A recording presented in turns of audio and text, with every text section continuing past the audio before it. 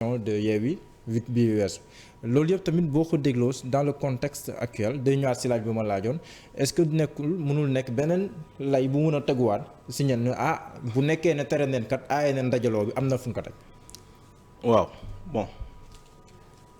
le procureur Diouf mu ngi doog a génn bi ñu ko falee ba tey bi ñu ko nommé ba tey pardon. C'était sa première sortie man bi ñu waxee wax ji maa ngi doon xaar pour xool parce que nous sommes dans un état de droit et le procureur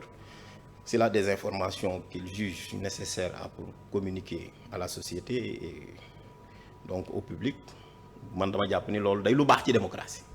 le fait que procureur de temps en temps muy génn di wax pour askan wi di xam mais ci cas bi man dama am lu ma jaaxal man te dama koy laaj ba tey ay laaj la waaw kooku ñu ne rebelle la waaw moom ana ay njumtukaay yu mu yoroon ngànnaay yi mu bëggoon jëfandikoo mais nit koo xamante ni sénégalais nga ni da ngay ñëw ci manifestation kan moo mën a xam ñaata nit ñooy déplacé wu di ñëw ci manifestation yi monsieur Diallo kenn da ko xam kenn xamu ko mais su fekkee ne nguuru Sénégal góorgóorlu na ba mën a teg loxo ñoo xam ne dañu bëgg a indi fitna dañ leen di jaajëfal mais par contre bu fekkee loolu la aussi une justice se fait dans la vérité maanaam ñu ne njumtukaay yii la bëggoon a jël ko pour kii ko wala kii lii mooy bii moom et cetera parce que li ñu jox dañ ni waa ji am na fu mu jaar fu bëri. foo xamante ni d'accord mais loolu ñun aussi on s'interroge mais il y a des gens qui étaient dans le maquis et qui sont dans des repentis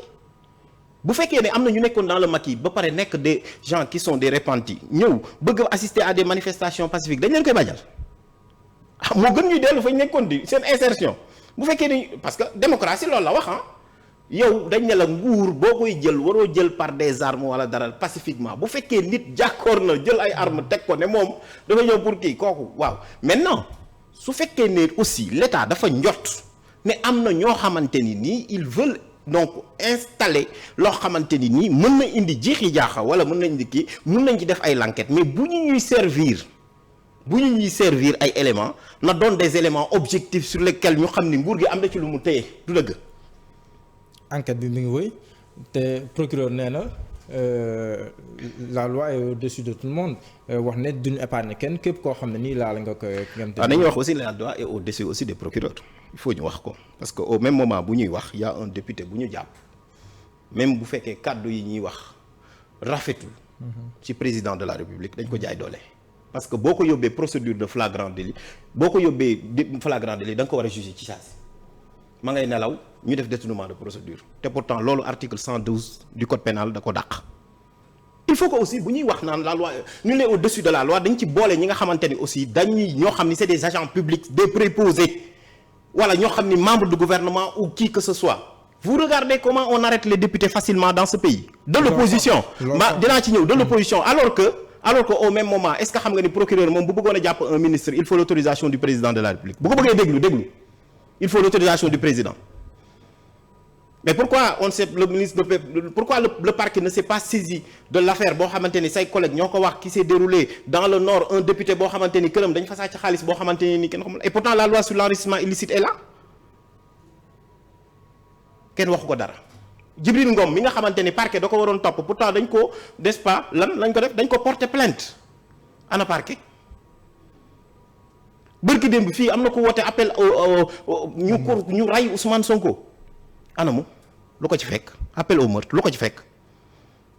gis nga état de droit du parparloo Amérique lii ko taaloon ba mu bañ koy taal dans l'affaire Dred Scott était un esclave servile du sud mu ne man sama condition servile du ma ko accepter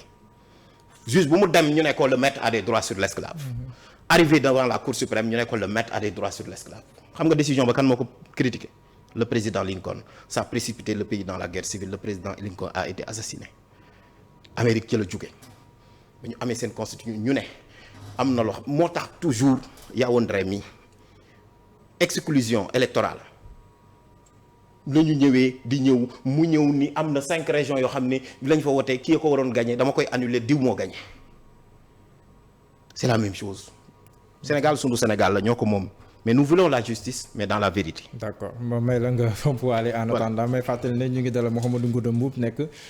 constitutionnaliste tey jii moom mooy suñu gan ñuy waxtaan ak moom si li nga xam te ni moom mooy tolluwaayu jamono Mouhamadou yaa ngi ko doon junju sànq ñaari député fu mu toll nii ñu ngi si loxo yoon en référence ak li nga xam te ni moom moo xewoon vendredi muy Mame Diarra Fam ak ki nga xam te ni moom mooy Déthié Fall. Déthié Fall nu jàpp ko ci buntu siège am PRP sur la VDN Mame Diarra Fam gis nañ image yi nu jàpp ko alors que dafa doon dem kër Barthélémy Diaz ci ñaari conditions yooyu ñii ne flagrant délit ñii ne du flagrant délit mais ndax war nañ leen jàpp ci conditions yooyu noonu d'abord. déjà ce sont des gens pacifiques Déthié Fall bi ñu koy jàpp dafa yoroon dara man gis naa image yi seeni collègues yi ñoo ñu ko wan. macha allah mais dañ ko ñëw seggi ko ci ay nit. lu tax ñi mu taxawaloon jàpp ñu leen loolu rek c'est suspicieux dama ne le soupçon règne et là où il y a un soupçon il n'existe pas de justice et c'est un député de la République article 61 de la constitution moo ko protégé xam nga fii gars yi gëmuñu constitution bi moo tax parfois man dañ may gis sax may wax peut-être que mais dama naan toujours je ne vis pas en marge de ce que j'enseigne parce que je sais ce que signifie le constitutionnalisme ñu bëri dañu xamul parce que Adolf Hitler bi muy ñëw en Allemagne di suspendre la constitution di ànd ak ay constitutionnalistes di ko def xam nañu lam leen jural te juriste yooyu moo àndaloon après ñoom ñoo mujj dem def recul ñu wax leen ñu ne ils n'ont jamais rencontré Adolf Hitler ils ne lui ont jamais serré la main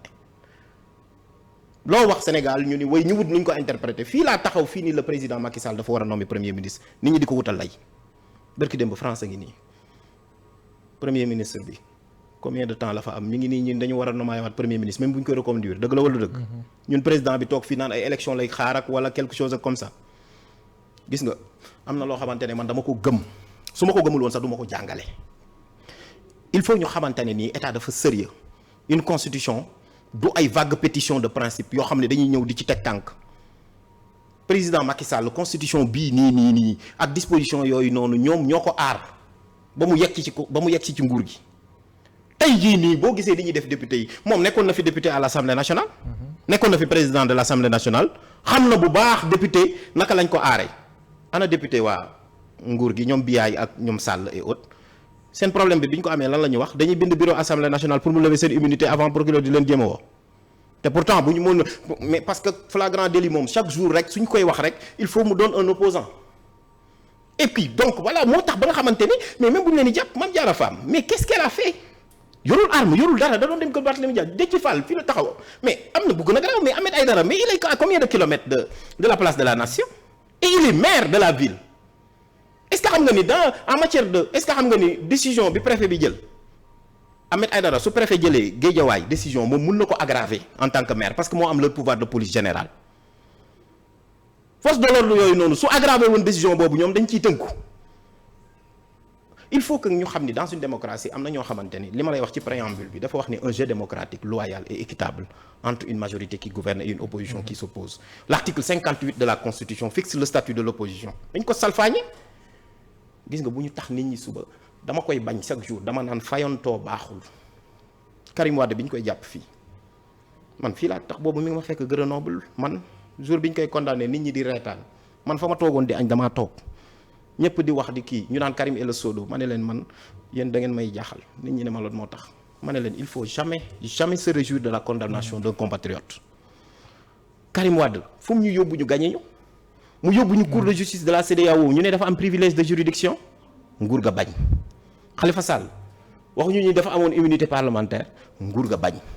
ba mujj opposants yi li ñuy xeex ni ñoom dañuy wax yoon mais président Macky Sall moom bañ na ni du appliquer décision cour de justice de la CEDEAO du ci la tegu ba élection yi nii teg ci règle yi mu ci bëgg a teg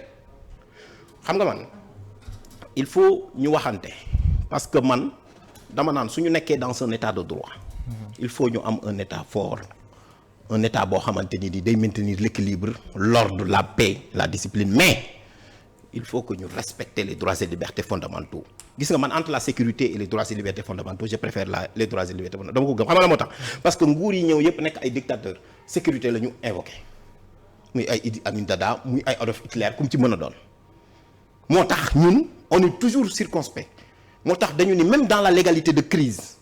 la légalité n'est pas en congé. léegi si mbirum Déthié Fall ak Mame Diarra Fam lan leen mën a jàpp fu mu toll nii que li yoon wax par rapport ak seen immunité parlementaire li yoon wax par rapport ak seen statut de député rek.